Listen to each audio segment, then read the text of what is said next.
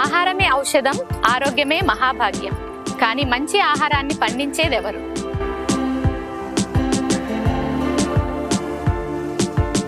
రసాయన వ్యవసాయానికి స్వస్తి పలుకుదాం, సేంద్రియ వ్యవసాయానికి పునాదులు వేద్దాం.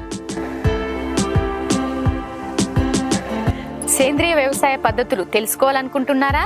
రసాయన వ్యవసాయానికి ధీటుగా దిగుబడులు సాధించాలనుకుంటున్నారా? మీకోసం నా యొక్క సేంద్రియ వ్యవసాయ అనుభవాలన్నిటినీ మీ ముందుకు తీసుకొస్తున్నాను. Welcome to Sunandanam natural farms. Hi, hello అండి, అందరికీ నమస్కారం. నేను మీ సునంద.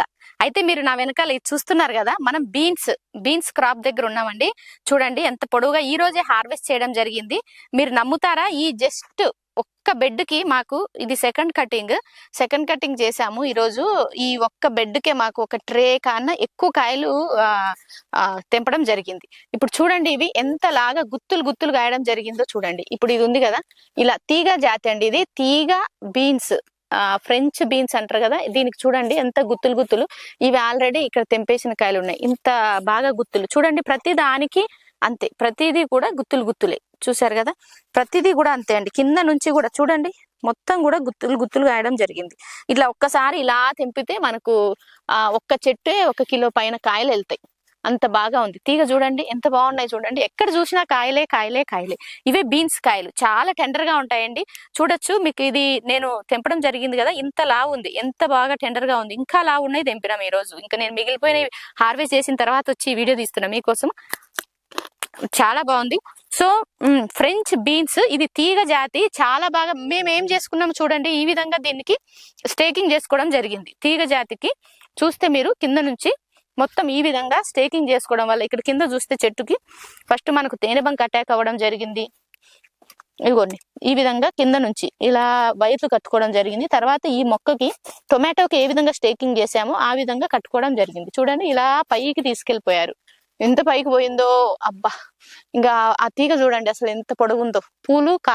కాయలు పూలు కింద నుంచి కాసింది. చూస్తే కింద నుంచి అన్ని కాయలే. ఆల్రెడీ హార్వెస్ట్ చేసాము. ఇంకా ఎన్ని పిందెలు, కాయలు ఎంత ఉన్నాయి చూడండి. ఇది చెట్టు బీన్స్ కన్నా తీగ బీన్స్ నాకు చాలా మంచిగా అనిపించింది. దీన్ని మేము వేసినప్పుడు ఫస్ట్ మా వాళ్ళు స్టేకింగ్ చేయలేదు. ఇంతకు ముందు వేసిన క్రాప్ స్టేకింగ్ ఫస్ట్ చేయలేదు. అది తీగ అయిన తర్వాత స్టేకింగ్ చేయడం చాలా ఇబ్బంది అనిపించింది. బట్ చిన్నప్పటి నుంచే ఈ విధంగా స్టేకింగ్ చేసుకుంటే చూడండి, ఎంత చూడడానికి కూడా ఎంత లావిష్ గ్రీన్ అందంగా ఎంత బాగుందో. అప్పుడు స్టేకింగ్ చేయడానికి ఇబ్బంది అయింది. ఇట్లా గుత్తులు వచ్చేసిన ఇలా గట్టేదలకి వాటికి కూడా ఊపిరి ఆడట్లేదు. అంటే మొత్తం కమ్మేసినట్లు అయిపోయింది, గుంపు అయిపోయింది. ఇలా ఉండడం వల్ల ఏంటి అంటే దీనికి బాగా గాలి, వెలుతురు మనం చేసినప్పుడు స్ప్రే గానీ, సో ఎండ అంత పడుతుంది కాబట్టి పెస్ట్ అటాక్ కూడా చాలా తక్కువగా ఉంటుంది. పురుగు పట్టడం అంత తక్కువగా ఉంటుంది. ఈ విధంగా అయితే మనకు ప్రతి ఫ్లవర్ కూడా మనకు పిందె అవ్వడం జరుగుతుంది. ఇక్కడ చూస్తే ప్రతి ఫ్లవర్ ఫ్రూట్ సెట్ ఏ విధంగా అవుతుందో మీరు గమనించవచ్చండి. ప్రతి ఫ్లవర్ చూడండి ఎంత బాగా ఫ్రూట్ సెట్ అవుతుందో. చూడండి, అన్ని కూడా ఎంత బాగా ఫ్రూట్ సెట్ అవుతున్నాయో. ఇది అండి, ఇలా చేసుకోవడం వల్ల తీగ బీన్స్ ఈ విధంగా స్టేకింగ్ ఇంత హైట్ చేసుకున్నాం. మనం దీని మీదకి ఎక్కి ఇలా తెంపుకోగలం. మనం ఎంత హైట్ వరకు మనం తెంపగలమో అలా చేసుకుంటే మంచి కాత వస్తుంది, మంచి దిగుబడి వస్తుంది, మంచి రేట్ వస్తుంది. ఒక చెట్టుకి ఇన్ని కాస్తాయి అన్నట్టు. అదే మీరు గుంపుగా స్టేకింగ్ చేయకుండా అంత ఒకే దగ్గర ఉంటే అంత గుంపులో వెతుకులాడుకోవడం, హార్వెస్ట్ చేసుకోవడం అన్ని కూడా ఇబ్బంది. ఎందుకంటే ఇది ఆకులు, కాయలు ఒకటే కలర్ ఉంటాయి, ప్లస్ చిన్నగా ఉంటాయి. ఇలా ఉన్నాయి అనుకోండి, ఈ విధంగా ఫట్టమని మనం ఈ విధంగా హార్వెస్ట్ చేసుకోవచ్చు. చూడండి ఎంత ఈజీనో ఇలా ఉంటే. అదే మీరు గుబురుగా ఉందనుకోండి, ఇట్లా వెతుక్కొని ఇట్లా హార్వెస్ట్ చేసుకోవాలంటే చాలా కష్టం అవుతుందండి. బట్ కాయలు కూడా చూడండి అన్ని ఒకే సైజు, ఎంత బాగున్నాయో. దీనికి ఇది మెయిన్ పర్పస్ ఏంటంటే మనకు ఎక్కువ స్ప్రెడ్ అవుతుంది, విత్తనాలు తక్కువ పడతాయి, బట్ ఎక్కువ దిగుబడి వస్తుంది. ఎందుకంటే స్టేకింగ్ చేసినప్పుడు గాలి, వెలుతురు, ఎండ అంత పడతాయి కాబట్టి చాలా మంచి కాత కాస్తుంది. ఇప్పుడు మీరు చూసినట్లయినా కానీ ఎంత నీట్ గా మంచిగా ఉంది. మన కింద అంతా కూడా మనము ఇప్పుడు వేసింది ఒకటే బెడ్ మీద 2 లైన్లు వేసుకోవడం జరిగింది. ఇది ఇంతవరకు స్ప్రెడ్ అవుతుంది, అల్లుకుంటుంది. అటు సైడ్ అక్కడ వరకు స్ప్రెడ్ అవుతుంది. అప్పుడు నెక్స్ట్ బెడ్ మీద మనం ఇది వేసుకోవద్దు. అప్పుడు కింద లేదు అంటే దూరం ఎక్కువ వేసుకోవాలి. ఆ విధంగా వేసుకున్నట్లయితే బాగుంటుంది.